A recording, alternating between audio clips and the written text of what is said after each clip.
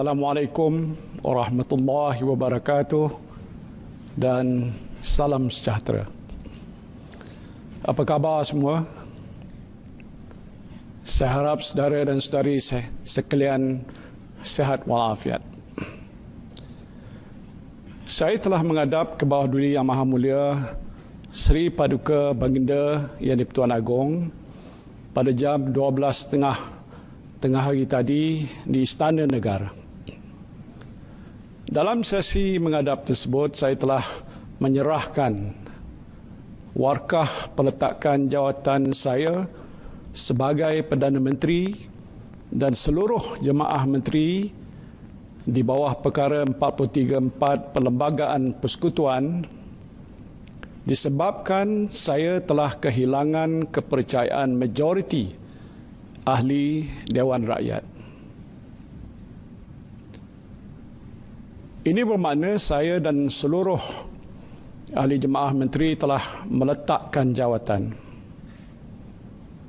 Walaupun saya pada awalnya mencadangkan supaya keabsahan saya sebagai Perdana Menteri ditentukan di Parlimen, namun 15 ahli Parlimen UMNO telah menarik sokongan pada saya dan cadangan kerjasama rentas parti yang saya kemukakan telah ditolak oleh parti-parti pembangkang. Jelaslah saya telah kehilangan sokongan majoriti. Jadi tak perlulah lagi keabsahan saya sebagai Perdana Menteri ini ditentukan di Parlimen. Maka pada hari ini saya meletakkan jawatan sebagai Perdana Menteri dan jawatan seluruh ahli jemaah menteri sebagaimana yang dikehendaki oleh Perlembagaan Persekutuan.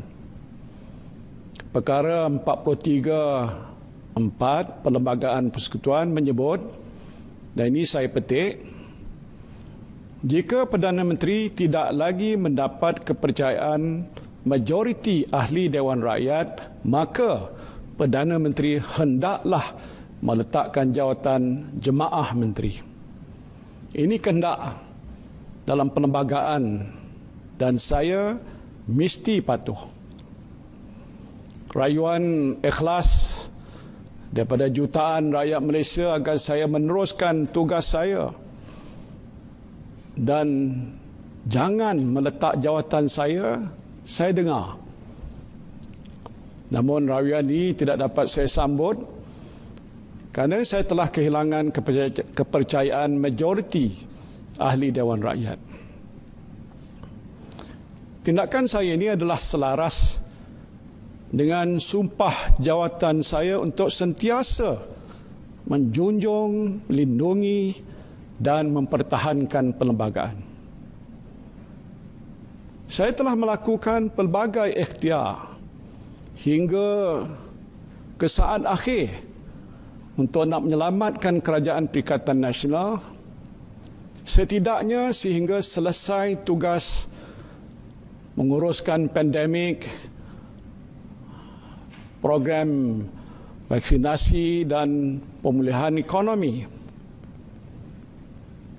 Tetapi saudara-saudari sekalian, ikhtiar ini tidak berhasil disebabkan ada pihak yang rakus untuk merebut kuasa daripada mengutamakan nyawa dan kehidupan saudara-saudari sekalian.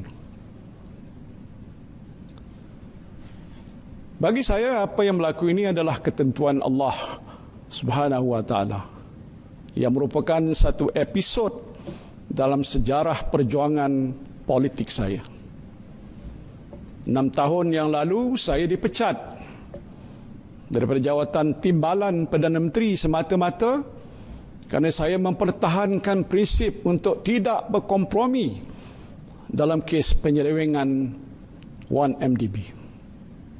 Saya berjuang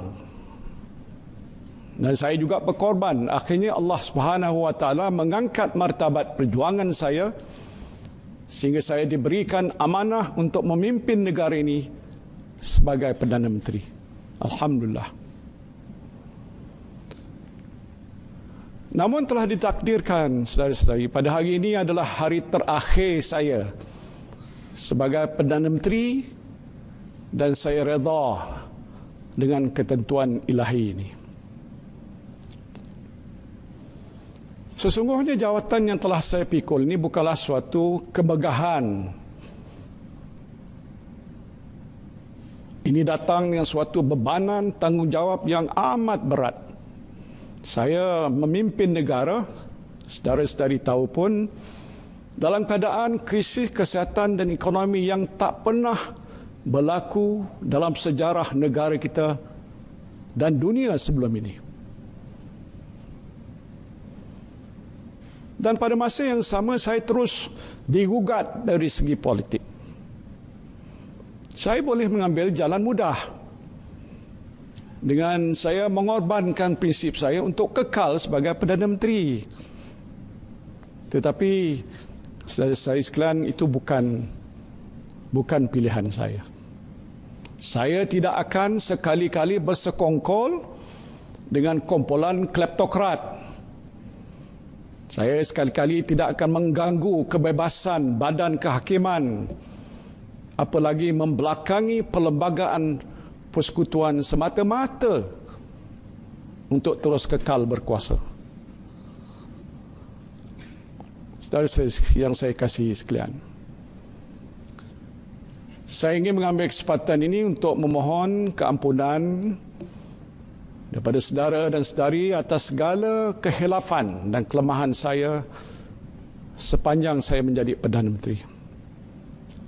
Saya dan rakan-rakan jemaah menteri yang telah cuba melakukan yang terbaik untuk menyelamatkan nyawa dan melindungi kehidupan saudara dan saudari sekalian dalam tempoh krisis yang masih kita hadapi pada masa ini. Namun sebagai manusia seperti biasa pastinya ada salah dan ada juga silap di sana sini. Jadi saya memohon ribuan ampun dan maaf.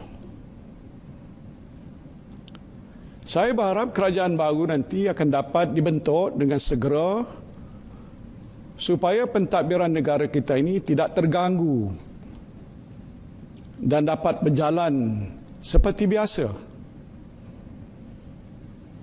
Tempoh 2 bulan ke hadapan itu adalah amat penting kerana dijangka mencapai imuniti kelompok pada bulan Oktober, insya-Allah. Ini telah pun saya sebutkan dalam beberapa hari yang lepas. Segala perancangan yang telah pun digariskan dalam pelan pemulihan negara tidak boleh terbantut.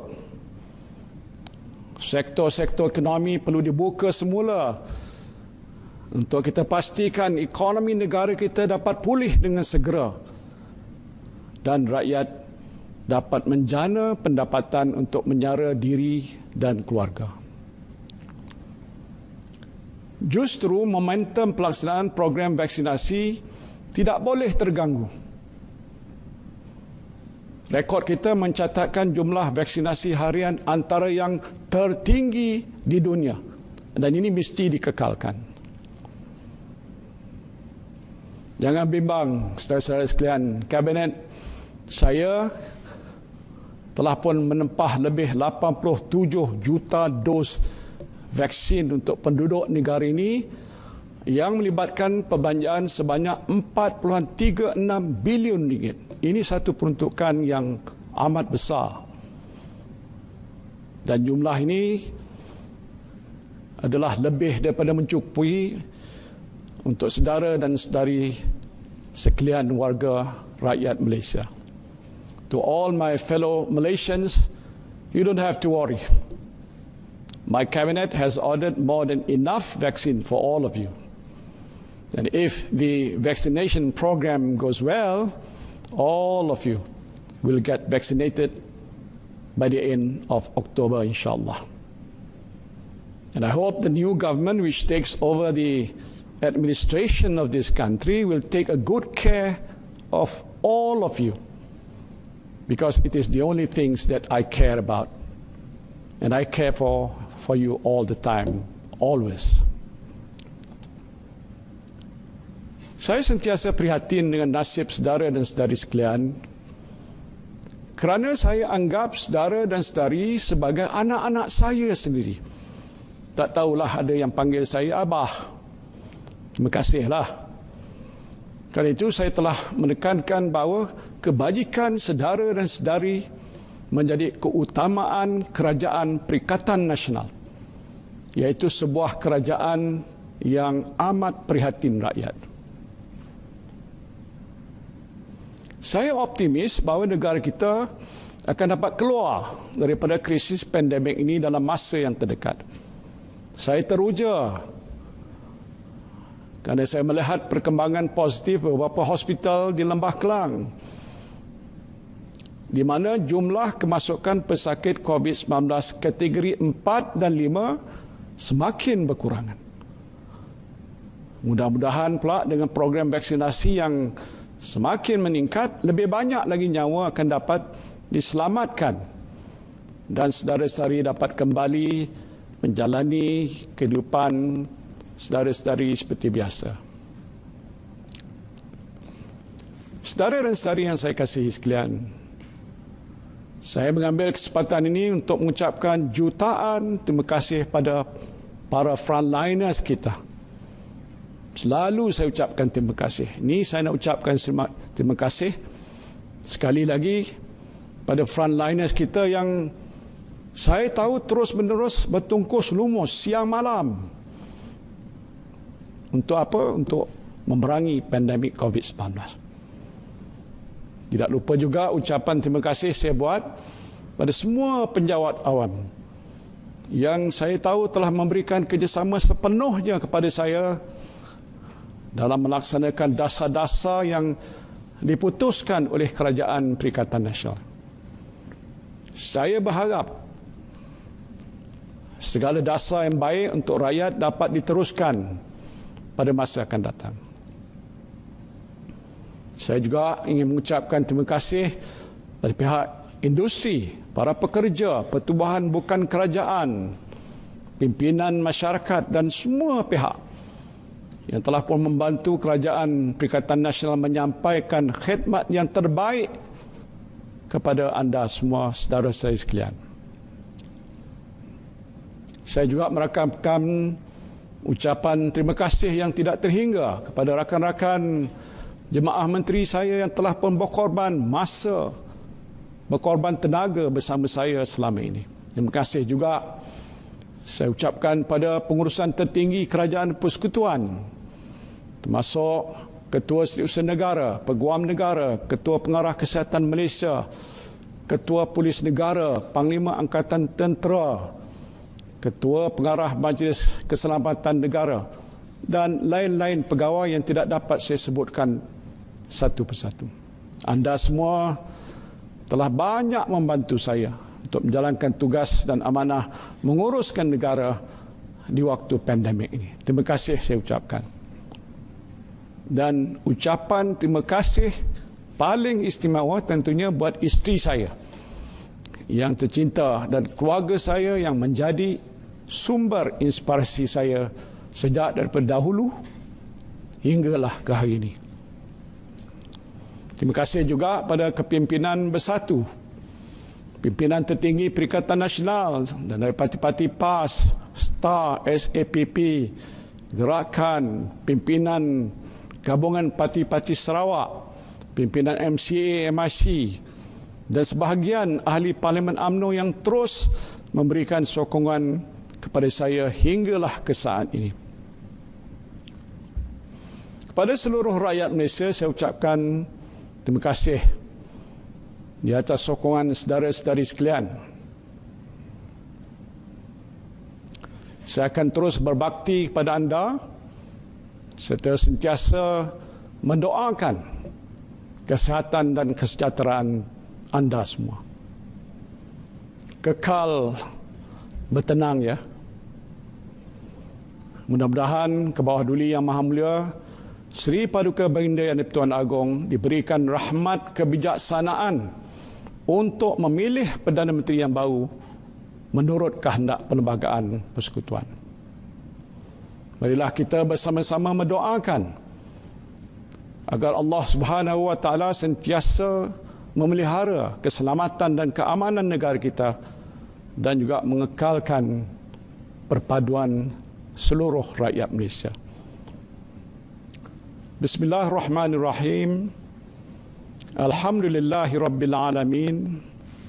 Wassalatu wassalamu ala asyrafil anbiya'i wal mursalin wa ala alihi wa sahbihi ajmain. Ya Allah, ya Rahman, ya Rahim, Engkau kurniakanlah kerahmatan pada kami.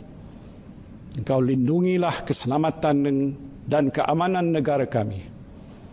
Engkau peliharalah kesihatan dan kesejahteraan hidup kami.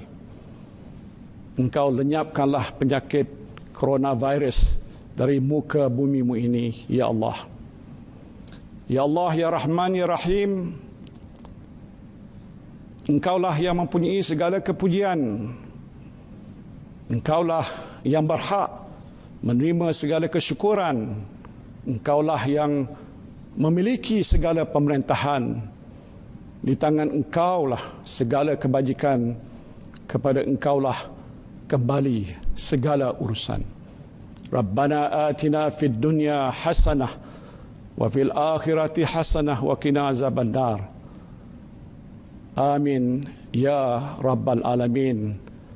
Wabillahi taufiq wal hidayah. Wassalamualaikum warahmatullahi wabarakatuh.